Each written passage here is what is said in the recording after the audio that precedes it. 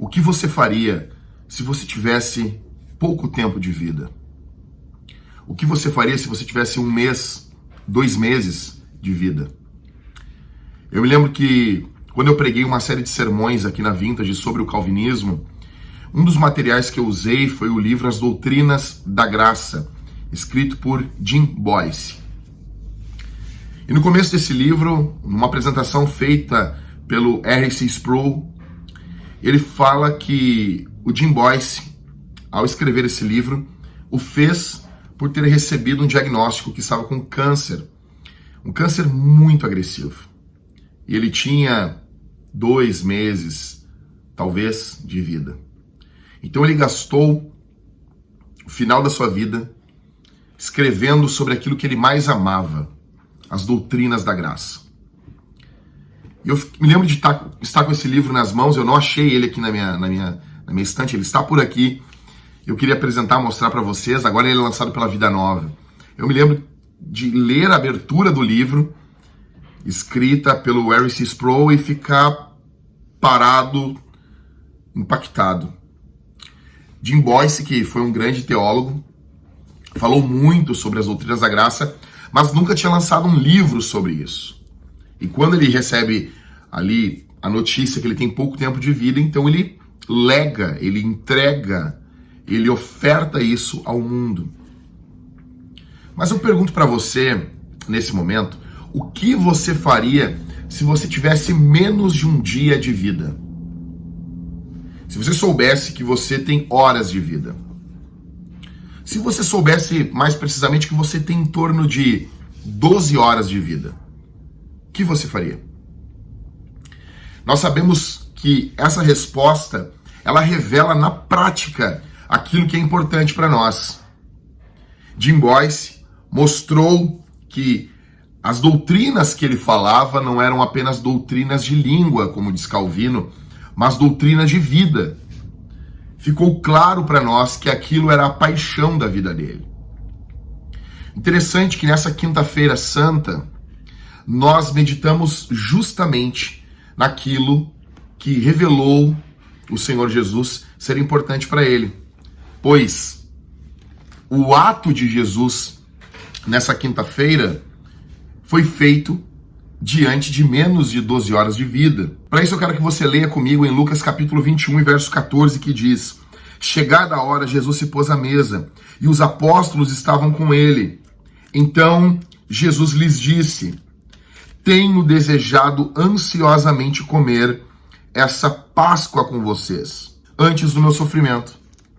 Pois eu lhes digo que nunca mais a comerei, até que ela se cumpra no reino de Deus. E pegando um cálice, depois de ter dado graças, disse: Peguem e repartam entre vocês.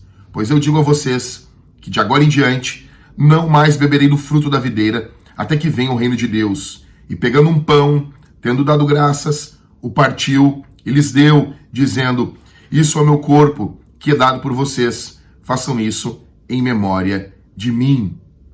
Do mesmo modo, depois da ceia, pegou o cálice, dizendo: Este cálice é a nova aliança no meu sangue, derramado por vocês. A gente sabe o que é importante para Jesus quando a gente vê o que Jesus fez nas suas últimas horas de vida. O que Jesus fez? Ele come a ceia com os apóstolos, ali a Páscoa. Nessa quinta-feira santa é revelado para nós o que é importante no coração de Deus. Ele entra dentro do cenáculo, ele encontra os discípulos. O Evangelho de João nos narra que eles estavam com seus pés sujos, não havia criados, servos, porque todos ali estavam comemorando a Páscoa. Então, Jesus pega uma bacia, uma toalha e água e começa a limpar os pés dos discípulos. Fica claro para nós aqui que o importante para o reino de Deus é servir e amar. Jesus diz: eu tenho desejado ansiosamente comer essa Páscoa com vocês. A comida na Bíblia, o sentar à mesa na Escritura, está muito ligado à comunhão. Aqui no Rio Grande do Sul, o chimarrão ele tem muito essa figura. O gaúcho não toma chimarrão com quem ele não tem comunhão.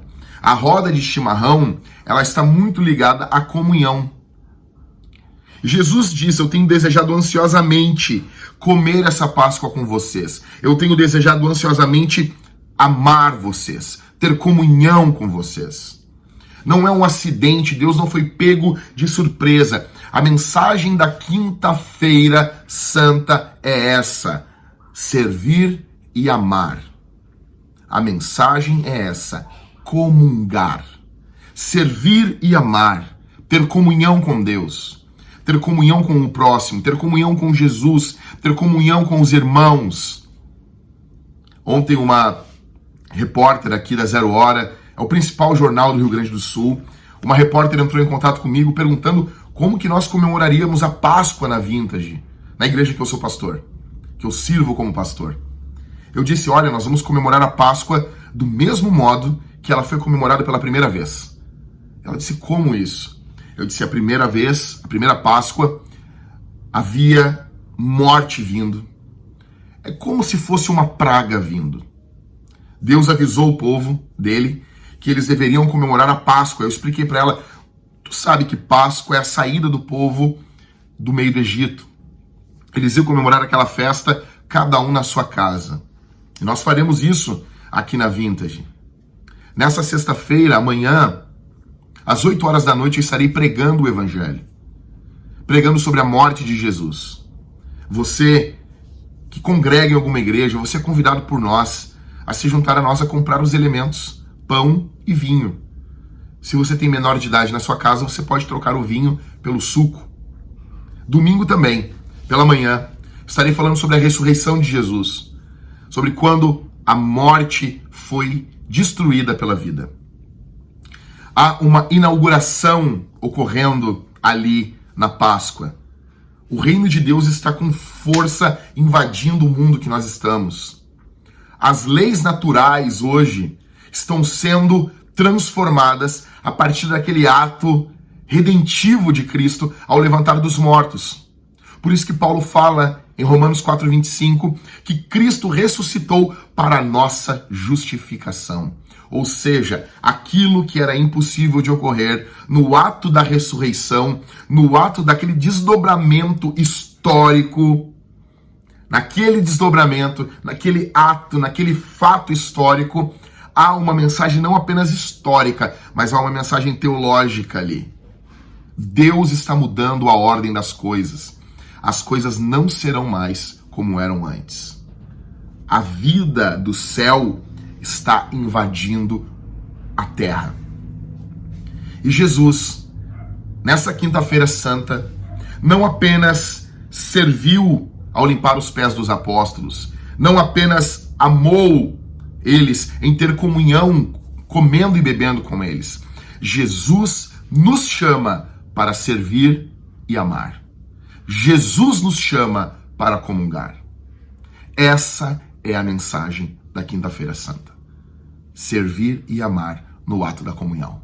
Eu peço que você sirva alguém. Você entre em contato com alguém. Mande essa mensagem.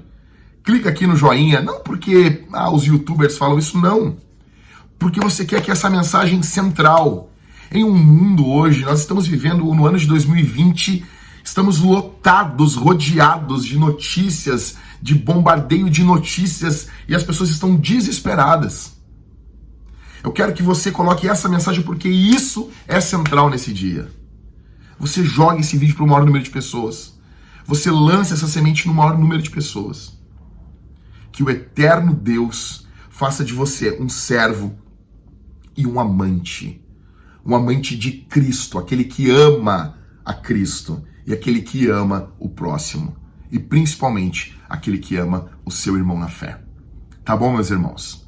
Eu vou ficando por aqui. Se você gosta do meu trabalho, fica ligado aí no recado que eu vou colocar agora aqui, logo após esse vídeo. Tá bom, meus irmãos? Um beijo no coração de todos e uma ótima Quinta-feira Santa.